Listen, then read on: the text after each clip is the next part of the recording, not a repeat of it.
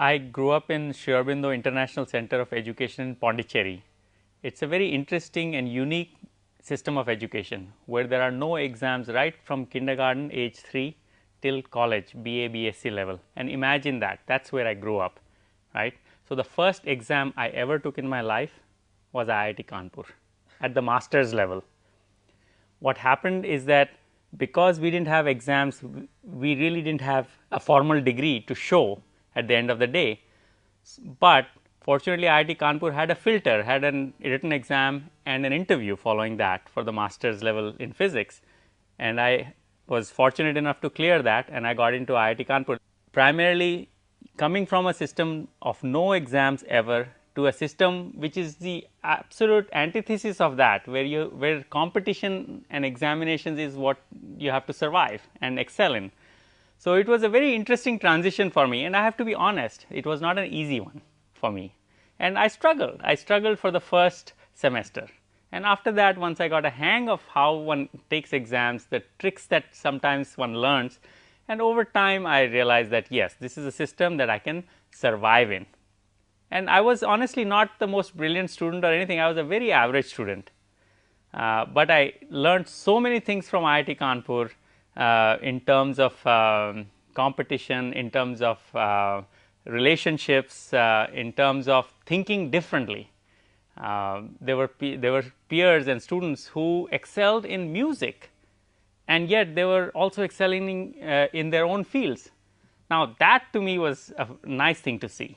My dream was actually to go to the US for further education. And so, I applied for a PhD in physics also, but I also applied for a master's and PhD track in communication.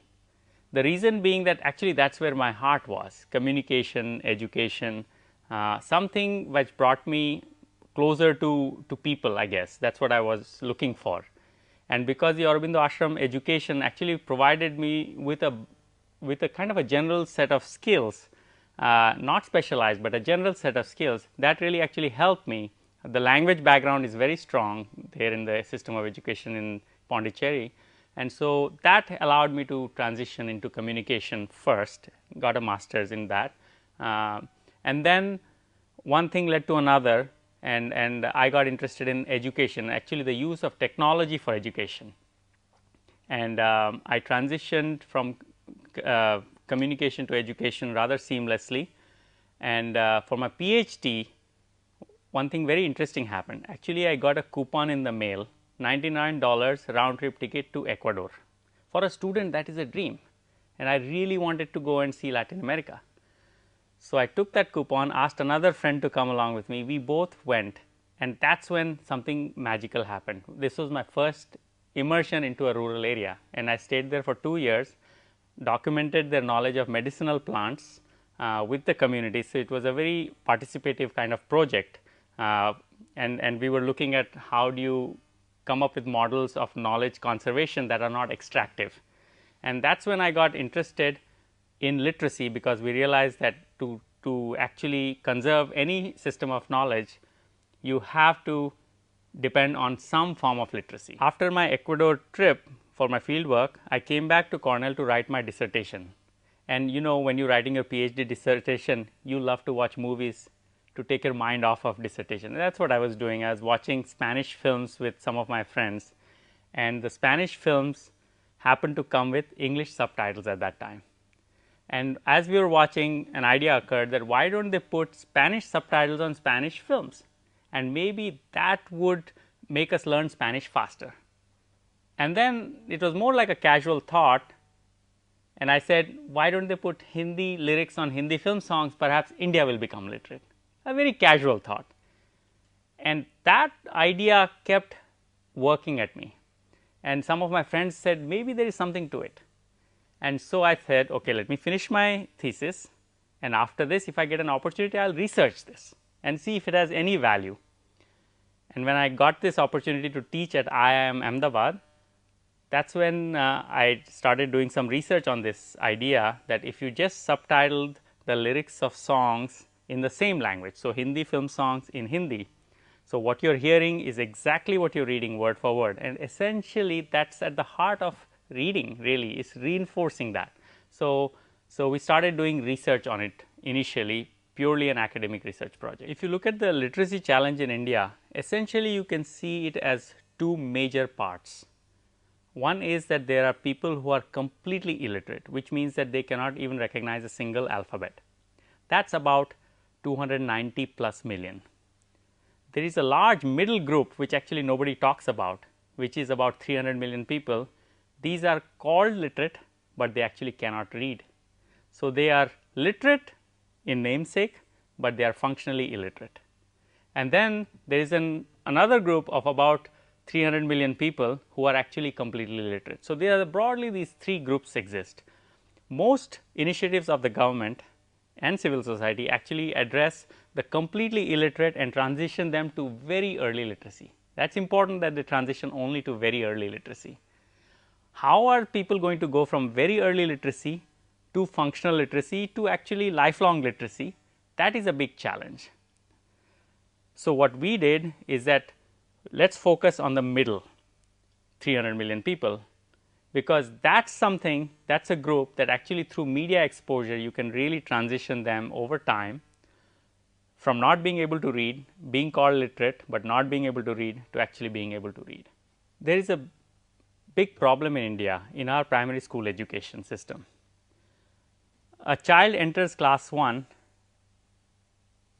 and leaves class 5, and the question is, do they actually become comfortable readers? Now, studies after studies have shown that actually only about 30% or so become comfortable readers. The rest are weak readers. So, if the same child, when they were picking up the skills, at the same time going home and watching these songs with the subtitles, that skill, that reading skill would get reinforced through these 5 years. We can actually guarantee, as long as they have access to TV and as long as they have exposure with same language subtitling, that they will be reading not only through schooling, but after schooling as well, lifelong. So, this becomes a very simple way to make sure that throughout your life, right from class 1 and perhaps even before that, till you become an adult and much later in life as well, you continue to read through songs that you like, through bhajans that you like, through devotional songs, anything, folk songs. So, it becomes a very, very powerful way to make sure that people keep on getting reading practice without their knowing.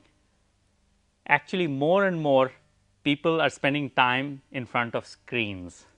A mobile phone is a screen, a television is a screen, a computer is a screen. More and more, that is where their attention is shifting. We can complain about it and we can say, no, bachon, you should not be doing this, or we can say this is an opportunity, let us leverage it. We belong to the other category where we want to leverage it. So, what we said was, what we have done with Bollywood film songs and subtitling has achieved something and has reached the youth and the adults effectively. Honestly, to make children literate, that may not be the best content. So, here is what we asked ourselves, what do children do in front of a screen? You ask any parent, they love to watch cartoons world over. There is something there. So, what we said was, can we make animated stories for children in which the narration would come along at the bottom as subtitles. We know from our research and experience that same language subtitling will encourage, not only encourage, it will make them read inescapably. They will read automatically. So, we know that. So, when we said animated stories with the same language subtitles coming at the bottom, we can guarantee that this is a reading experience. Now, we are not going to ever argue that this is better than reading a book. I mean, there is nothing can replace a parent or an adult loved one reading a book to a child. But sometimes we need to get there, because sometimes parents do not also have the ability to read to their children, they just cannot read. So, the one way to get there is to actually create this reading experience for on screen for children.